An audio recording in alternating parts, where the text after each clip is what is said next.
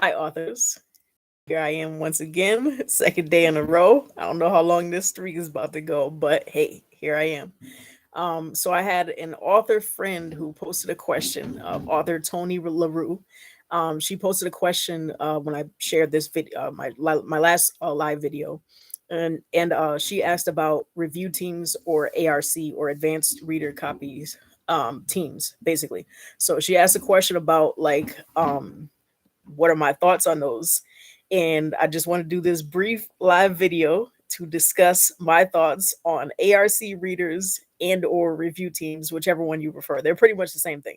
So an ARC reader is a person who receives an advance review copy of your book. So they get a copy of your book in advance before it actually releases, and sometimes even after it releases. Sometimes some authors they will have their book out for a period of time, and then they'll ask people, if they notice that they're not getting a lot of reviews, they'll ask people to actually leave reviews on their book, and then they'll provide them a free copy as a result of that. But in most cases, you're going to get the books ahead of time and be part of the review team or the ARC team. So, what are the pros and cons of this approach? What are the potential pitfalls? What are some strategies that authors can use to actually help enhance their results, so to speak, in this area? So, first things first, it's pretty much a pro all around. There are a couple possible potential cons, but it's pretty much a pro to have an ARC or review team. And the reason for that is that when you have a review team, you have people who have agreed ahead of time to actually leave reviews on your book.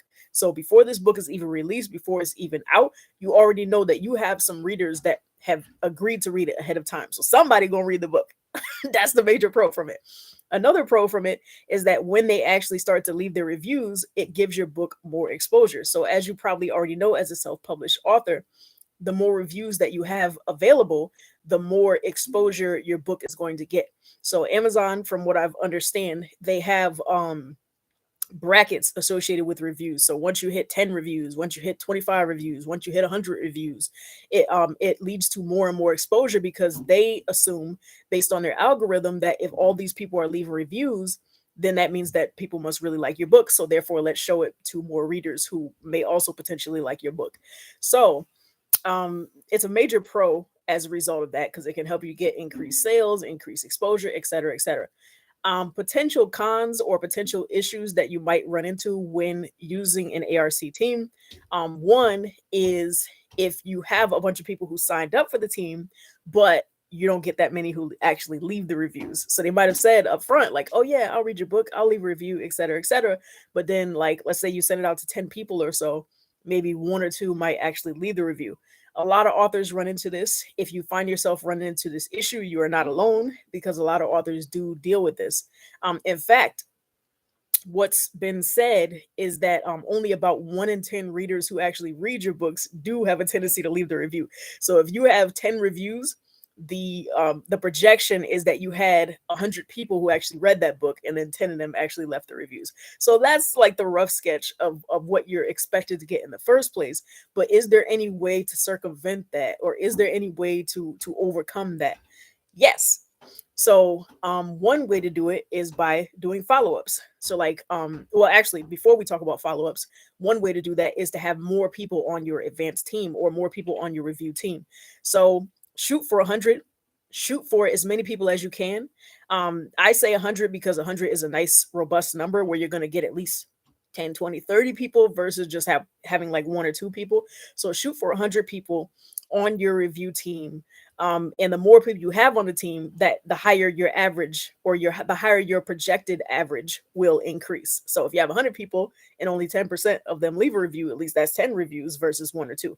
So another thing that you could do in addition to that is you can actually do follow-ups. So let's say that you send it out to 100 people and you send it to them 3 weeks ahead of time.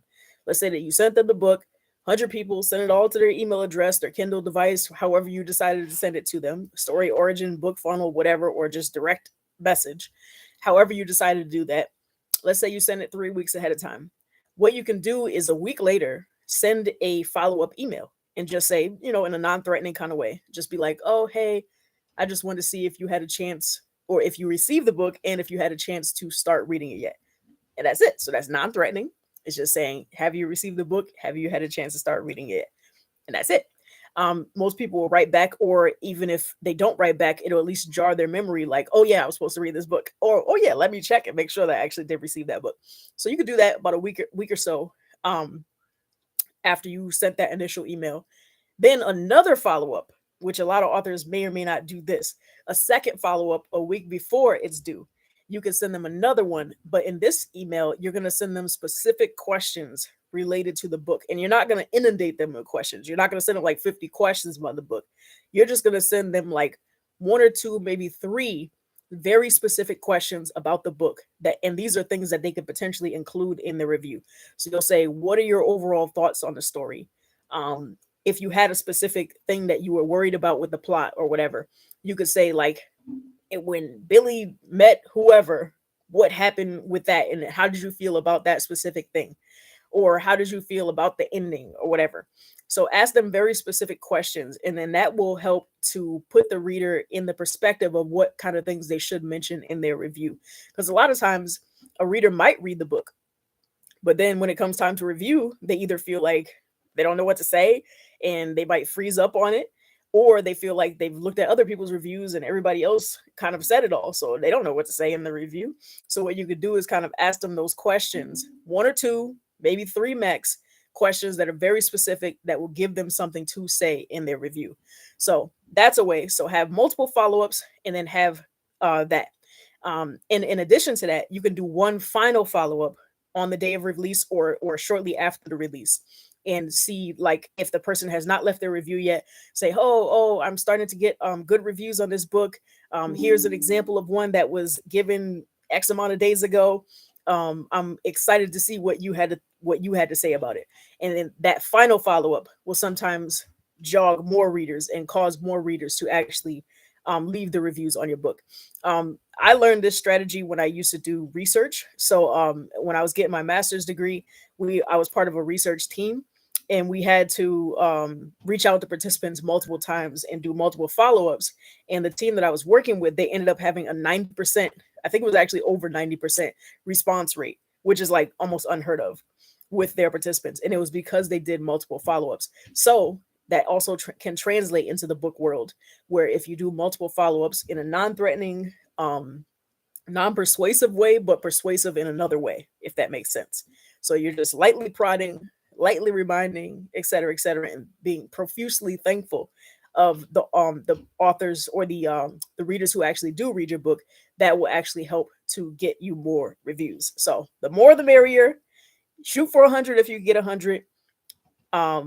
Send the follow-up messages, at least one or two follow-ups before the release, and then send one final one after the release.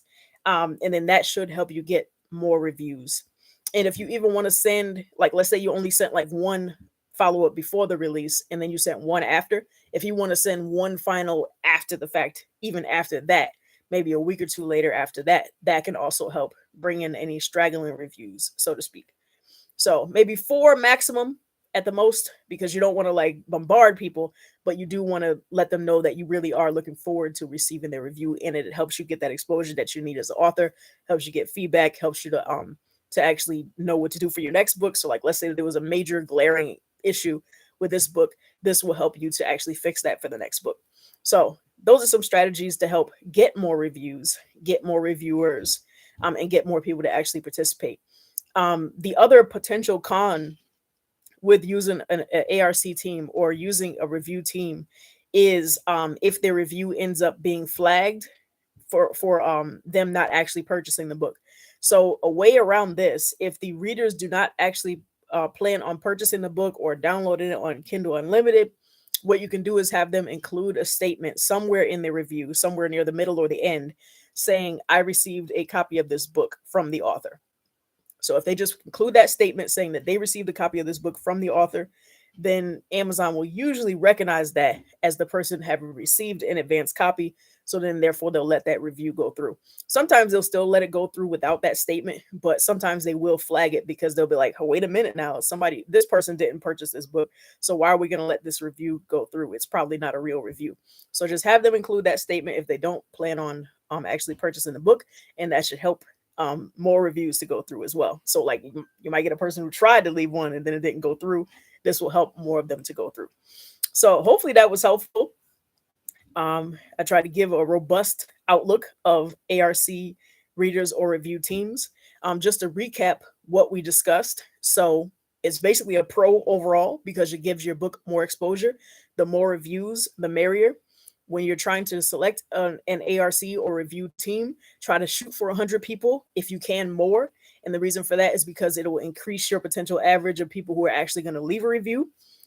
For a strategy of getting more reviews, do several follow-ups. So do at least maybe one or two before the book releases and then one or two after the book releases, 4 maximum, so that you can get those readers to actually leave the reviews and get more readers to actually leave those reviews rather than the 10% projected amount that people say that you're going to get.